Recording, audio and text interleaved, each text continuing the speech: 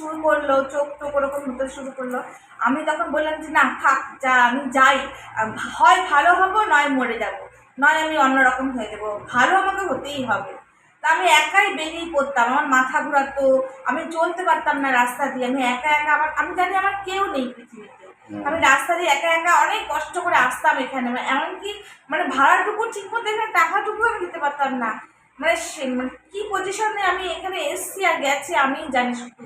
অনেক সন্ধ্যা রাত্রি হয়ে যেত এখান থেকে বেরোতে একা একা। আমি তুই আসিস কোথা থেকে? আমি পায়রাডাঙ্গা, রানাঘাট পায়রাডাঙ্গা থেকে আসি একদম।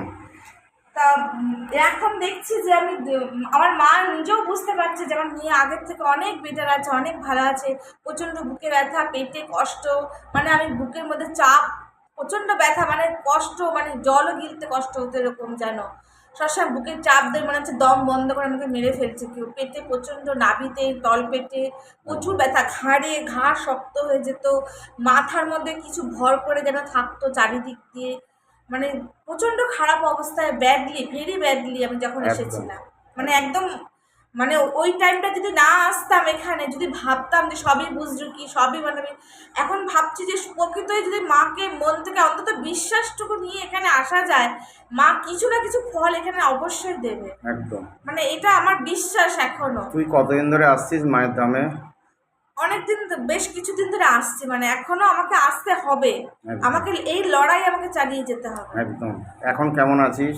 এখন আগের থেকে অনেক বেটার আছি। আজে বাজে ভয় পাওয়া, নোংরা চিন্তা, তারপরে ঘুম ভেঙে যাওয়া, পিছন মনে হতে কিছু আসছে চলছে, সবসময় শরীরে কষ্ট, মাথা ভার হয়ে থাকা, রাগ উঠতো, ওগুলো এখন অত হয় না। আমি তো মার এখানে ঢুকতেই পারতাম না, আমি এখানে আসলে ছুটে ওইদিকে চলে যেতাম, একদম। দাদা গিয়ে ধরে আনতো আমাকে, জানে আমার কি পজিশন ছিল, ভীষণ খারাপ অবস্থায় এসেছিলাম যখন এসেছিলাম।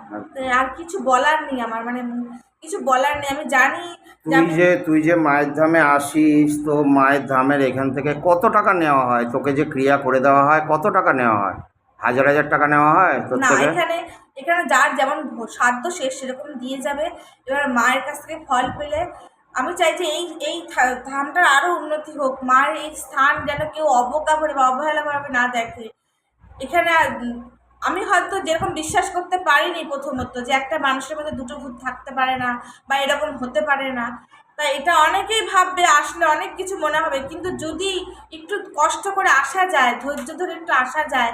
আমি যখন আশা ছেড়ে দিয়ে বসেছিলাম, তারপরেও আবার এখানে আমি ব্যাক এসেছি, আমি এখানে এসেছি আবার, সেই জায়গাটা থেকে আমি চেঞ্জ হয়ে আবার ব্যাক হয়ে ঘুরেছি। তা আপনারা আসুন, সবাই আসুন, খুব ভালো। মায়ের ধামের ঠিকানাটা বলে দে, কোথা কিভাবে আসতে হয়, তুই তো নিজে আসিস। আমি সোজা পায়রাঙ্গা টু ব্যারাকপুরে টিকিট কাটি, ব্যারাকপুরে নেমে আমি ওখান থেকে সবার আগে আমি টিফিন নিই, কারণ নিরামিষ খেতে হয়।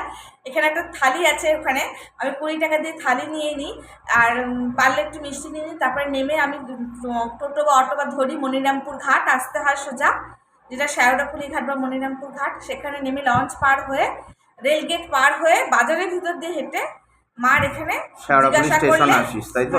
শেওড়াফুলি স্টেশন আসিস, শেওড়াফুলি স্টেশন থেকে এটা আমবাগান কাটাপুকুর মনসামায়ের বাড়ি বললে নিয়ে আসবে। একদম একদম একদম। ভক্তদের কিছু বলতে চাইছ আর কিছু? আমি ভক্তদের বলতে চাই যে মায়ের এখানে আসুক, যারা যারা খুব কষ্টে আছে। প্রচুর সমস্যা জীবনে মানুষের, এখন মানুষের জীবনে প্রচুর সমস্যা। আমি নিজেও প্রচণ্ড সমস্যার সম্মুখীন হয়েছি, এখানে আসলে জলের মতন মিলিয়ে যাবে যদি বিয়াকে বিশ্বাস। আগামী দিনে আরও ভালো থাক, সুস্থ থাক, ঠিক আছে? তোর পরিবার ভালো থাকুক, এই শুভকামনা জানাই মায়ের ধামের তরফ থেকে, মায়ের চরণ থেকে, ঠিক আছে? তোর পরিবারের সুখ শান্তি বজায় থাকুক, তোর ছেলে আরও ভালো থাকুক, ঠিক আছে? এটাই চাই, ঠিক আছে? ঠিক আছে, ধন্যবাদ, রাখো।